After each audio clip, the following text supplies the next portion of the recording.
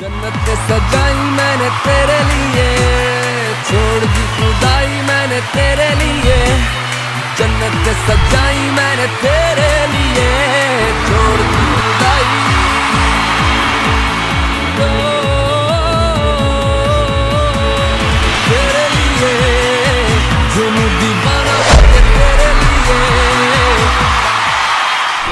माता की, भारत माता की।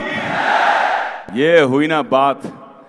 बाहर तो प्रकृति का तूफान चल रहा है, लेकिन अंदर का तूफान जो है वो बाहर के तूफान से बहुत ज्यादा पावरफुल लग रहा है आज मुझे।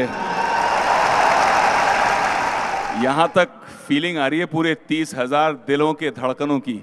धक धक धक धक धक धक धक धक धक धक। क्या एनर्जी है। अब मुझे बड़ा बिजनेस की टीम ये कह रही थी कि I must share a small story about my launch. आप लोग सुनना चाहेंगे? तो 21-22 साल पहले की कहानी है। सडनली बूढ़ा फील कर रहा हूँ। तो मैं आया था यूएस से पढ़ लिख कर स्कॉलरशिप पर, न्यूयॉर्क यूनिवर्सिटी से मास्टर्स करके फिल्म में, और भारत पहुंचा।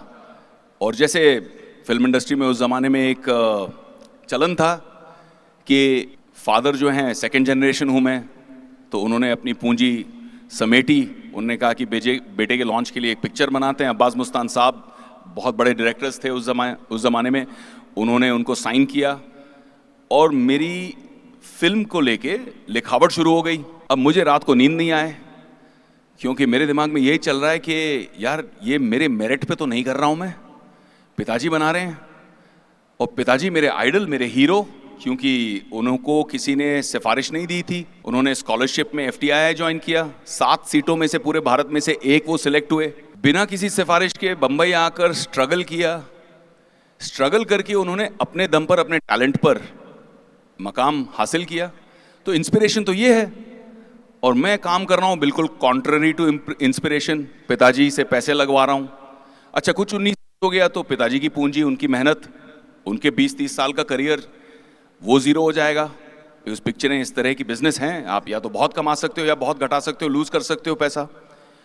अब ये रिस्क जो था, ये मेरे कॉन्शियंस पे बहुत भारी पड़ रहा था। मुझे लग रहा था, जो आजकल के ज़माने में मैं बहुत बच्चों से मिलता हूँ तो उनको लगता है पापा के पास इतने पैसे हैं, मुझे इतना दे देते तो मैं भी कहाँ पहुँच जाता अपने दोस्तों की तरह, मैं भी अपनी कंपनी शुरू कर लेता। बट मेरी सोच, मेरे विचार उस समय बिल्कुल विपरीत थे। मुझे लग रहा था नहीं, ये गलत है, अपने दम पे करना चाहिए। 15 साल की उम्र से मैंने पिताजी से पैसे नहीं लिए हुए थे। छोटे छोटे ऑड जॉब्स करके, छोटे छोटे बिजनेसेस करके अपना खर्चा वर्चा खुद चलाया था।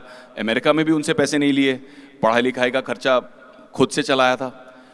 अब उसूल की बात आ गई तो मुझे लगा कि अब क्या किया जाए। एक तरफ ब्रेक, अपना करियर, इतना बड़ा डायरेक्टर, और दूसरी तरफ उसूल। तो हाँपता कांपता मैं पिताजी के पास गया और मैंने कहा मुझसे नहीं हो पाएगा ये। तो कहा क्या हुआ, नर्वस हो गए तुम, क्या हुआ? मैंने कहा नर्वसनेस की बात नहीं है पिताजी, उसूल की बात है। स्ट्रगल करूंगा और खुद अपना मकाम हासिल करूंगा। गलती होगी तो मेरी होगी, सक्सेस होगा तो मेरा होगा। अब इंस्पिरेशन के और उसूलों के मूड में आके कह देना बहुत आसान है, करना उतना ही मुश्किल। पिताजी ने कहा यू श्योर, स्ट्रगल बहुत डिफिकल्ट है बेटा। और उनके मन में कहीं ये भी था कि मैंने इतना नाम बनाया इंडस्ट्री में, अब मेरा बेटा फोलियो लेके, अपना सर्टिफिकेट्स, फोटोज़ लेके इंडस्ट्री में दर दर भटकेगा तो नाम मेरा ख़राब होगा। तो मैंने उनके मन की बात पढ़ ली और ये कहा कि मैं आपका नाम इस्तेमाल नहीं करूँगा, मेरा नाम है विवेकानंद ओबरॉय। तो मैंने ओबरॉय ड्रॉप किया और सिर्फ विवेकानंद नाम देकर मैं हर एक स्टूडियो में, हर एक प्रोड्यूसर के ऑफिस में, हर एक डायरेक्टर के ऑफिस में कास्टिंग के लिए चला जाता था। फिर कहीं से इन्फॉर्मेशन मिली, ये फिल्म बन रही है, एक कंपनी, गैंगस्टर्स की फिल्म है, राम गोपाल वर्मा साहब उस फिल्म की कास्टिंग कर रहे हैं। हम पहुंच गए, शेव वेव करके, अच्छे कपड़े पहन के, एकदम बढ़िया सा स्ट्रगल करते हुए चले गए। कहीं किसी के थ्रू एक इन्फॉर्मेशन मिली, लाइन में हम भी खड़े हुए, वर्मा साहब से मिले, उन्हें अपने सर्टिफिकेट दिखाए, उन्हें अपना काम दिखाया, उनको अपने छोटे से वीडियो क्लिप्स दिखाए। उन्होंने कहा कि देखो तुम एक्टर तो बहुत अच्छे हो, लेकिन मेरे लिए नहीं हो। मैंने कहा क्यों सर, मैं आपका बहुत बड़ा फ़ैन हूँ, मैं आपके साथ काम करना चाहता हूँ। उन्होंने कहा ये फिल्म जो है ना, वो एक स्लम के बंदे की है, झोपड़पट्टी में बड़ा हुआ, हट्स में रहा हुआ, तपा हुआ, उसकी भाषा, उसकी चाल ढाल, सब कुछ उस दुनिया की है, अंडर बेली की है।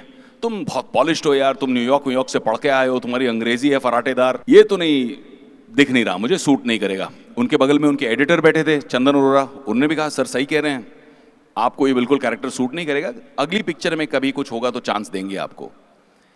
अब यहां दो ऑप्शन थे, accept no for an answer और टर्न द कॉन्वर्जेशन अराउंड। धंधे में भी ऐसे होता है, या तो आप मान जाओ भाई कस्टमर हमारा नहीं प्रोडक्ट उठाने वाला, या तो आप उसे कन्विंस करो। तो मैंने मांगा मौका, मैंने कहा सर ठीक है, accepted, I respect your decision, पर अब मुझे 15-20 दिन दे दो और केवल 15 मिनट दे दो उसके बाद। I only need 15 minutes after 15-20 days. अरे यार 15-20 दिन में क्या बदलेगा सर, वो मेरा काम है, मैं करके दिखाऊंगा, क्या बदलेगा, 15 मिनट का समय मांग रहा हूं। तो उन्होंने मूड में कह दिया हाँ चलो ठीक है 15 मिनट, 15-20 दिन बाद आ जाना। अब ये 15-20 दिन में मैंने की होमवर्क, ट्रांसफॉर्मेशन। मैंने डिसाइड किया कि 18 महीने की मेहनत और स्ट्रगल, ये भी नो एक्सेप्ट करके वॉकआउट करने के बजाय 15 दिन में इतनी मेहनत करूं कि नो यस में बदल जाए। तो मैंने क्या किया, झोपड़पट्टी में गया, खोली कहते हैं वहां पे झोपड़पट्टी में, खोली हट को, खोली में भाड़ा देकर, रेंट देकर वहां रहने लग गया। जुहू के बंगले में पैदा हुए, न्यूयॉर्क से पढ़ के आए। अब खोली का एक्सपीरियंस बहुत अनोखा था, साला अलग ही था कुछ। हम खोली में रह रहे हैं तो रात को कुछ आवाज आई, आंखें खुली और ये बड़ा कुछ दिख रहा है। मैं कहा बिल्ली है, कुत्ता है क्या, मूसा वो क्या कहते हैं उसको, चूहे को, इतना बड़ा। पहले तो झटका वहीं लगा, दूसरा अगली सुबह बाथरूम ढूंढ रहा हूं, बाथरूम तो है ही नहीं, सुलभ शौचालय में जाना पड़ेगा। तब 1 रुपए 2 रुपए छुट्टे की वैल्यू समझ में आई, जब जोर से लगी है और छुट्टे नहीं है आपके पास।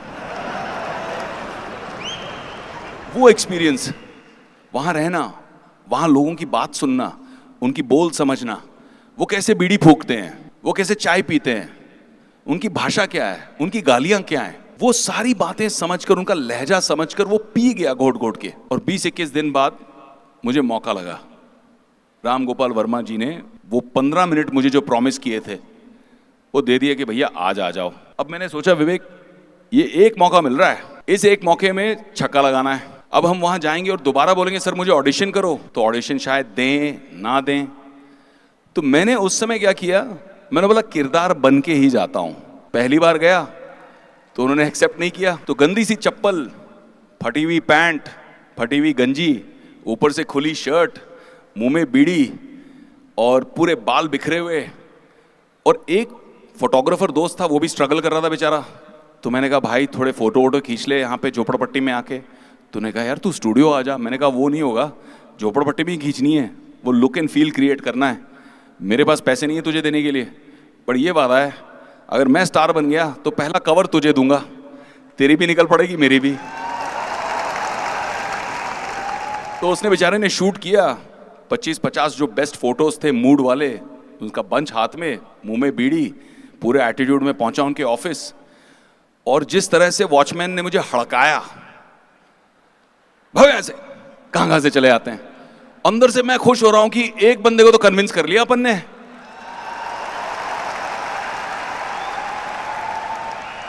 अच्छा ऊपर से आया मैसेज, भेज दो। जब मैसेज आया तो वो भी देख रहा है, पता नहीं साहब लोगों को क्या हो गया, कैसे कैसे लोगों को ऑफिस में बुला रहे हैं आजकल। अब मैं एंटर कर रहा हूं और मुझे जो रिफ्लेक्शन दिख रहा है अपना कांच पे दरवाजे के, दिख रहा है कि यार फेस बड़ा क्लीन चिकना विकना लग रहा है। तो मैंने फट से उसके बोला भैया 1 मिनट ये पकड़ना, फोटोज हाथ में पकड़वाए और बाहर फ्लावर पॉट के गमले के मिट्टी को निकाला और फेस पे ऐसे लगाने लग गया पूरा मेकअप की तरह। अब ये वॉचमैन जो है बेचारा सिक्योरिटी गार्ड दंग है कि ये हो क्या रहा है भैया, ये मुंह पे मिट्टी लगा के अंदर जा रहा है फिल्म इंडस्ट्री के ऑफिस में। But I had only 1 chance. तो मैं अंदर गया ऑफिस में, राम गोपाल वर्मा जी के दरवाजे के बाहर, मुझे आज तक वो मोमेंट याद है। ऊपर वाले का नाम लिया, बोला भगवान देख लेना, मुंह में बीड़ी जलाई, हाथ में फोटोज, और ये एटीट्यूड के साथ दरवाजे को लात मार के एंट्री ली पूरी। अंदर घुसे, कुर्सी खींची, वर्मा जी सामने बैठे थे, चंदन उनका जो एडिटर था वो भी बगल में बैठा हुआ था। अब वो भी शॉक हो गए कि यार ये लड़का कौन है। अब चेयर खींचा और सीधा का सीधा, मतलब डू और डाई। अंदर से तो दिल धक धक धक धक धक धक धक धक धक धक धक कर रहा था, पर बाहर से एटीट्यूड, अरे बाप रे, जबरदस्त एटीट्यूड। बीड़ी फूकते हुए पैर मैंने सीधा चप्पलों के साथ उनकी टेबल पे रखे, एक के ऊपर एक, पूरे एटीट्यूड में फूकते हुए उनको देख रहा हूं। अब मुझे घूरते जा रहे हैं। मैंने एटीट्यूड में उनको कहा, ए थोपड़ा क्या देखता है, फोटो देख फोटो। और फोटो का बंच उठा के टेबल पे फेंक दिया। अब वो कभी फोटो को देखें, कभी मुझे देखें। अंदर से तो मैं, हालत खराब है, नर्वस हूं कि यार तूने ज्यादा तो नहीं कर दिया, पैर वैर उनके टेबल पे। अब कमिट कर दिया, उतार भी नहीं सकता। अब मैंने कहा अब जो भी होगा देखा जाएगा, अभी तो फॉलो थ्रू करना है अपने को, परफॉर्मेंस पूरा। और पूरे एटीट्यूड में उठे, बोला यार ऐसा ऑडिशन मैंने अपने पूरे करियर में नहीं देखा। अच्छा, मन में निकलना है थैंक यू सर, एकदम फैन बॉय। लेकिन मैं सोच रहा हूं कहीं ये टेस्ट तो नहीं है। मैंने कैरेक्टर ब्रेक कर दिया तो उन्होंने कहा देखा कैरेक्टर ब्रेक हो गया।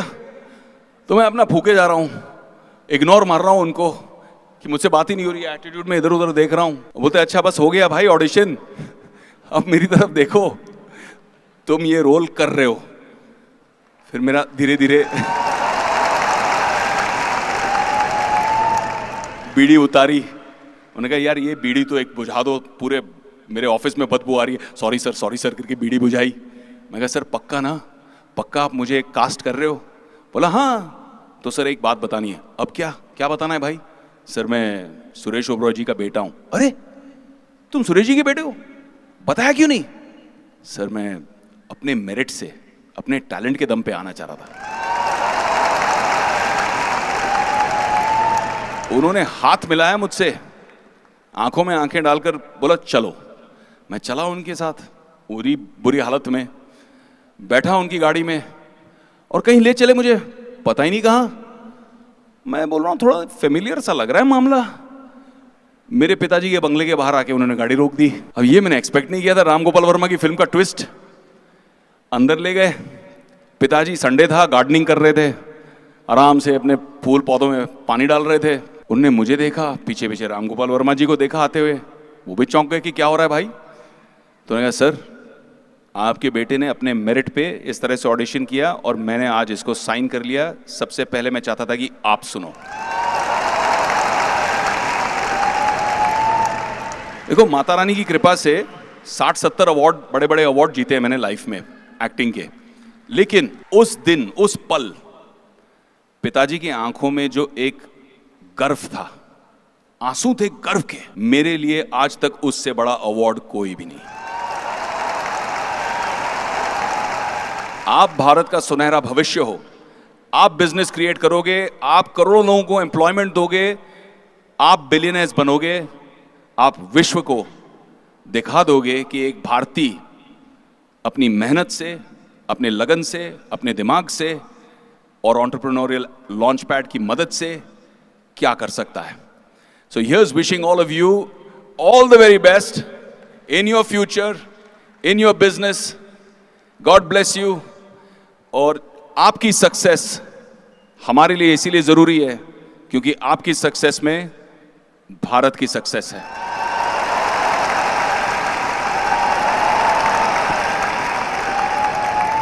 Thank you. जय हिंद, भारत माता की। ये हुई ना बात, फैंटास्टिक।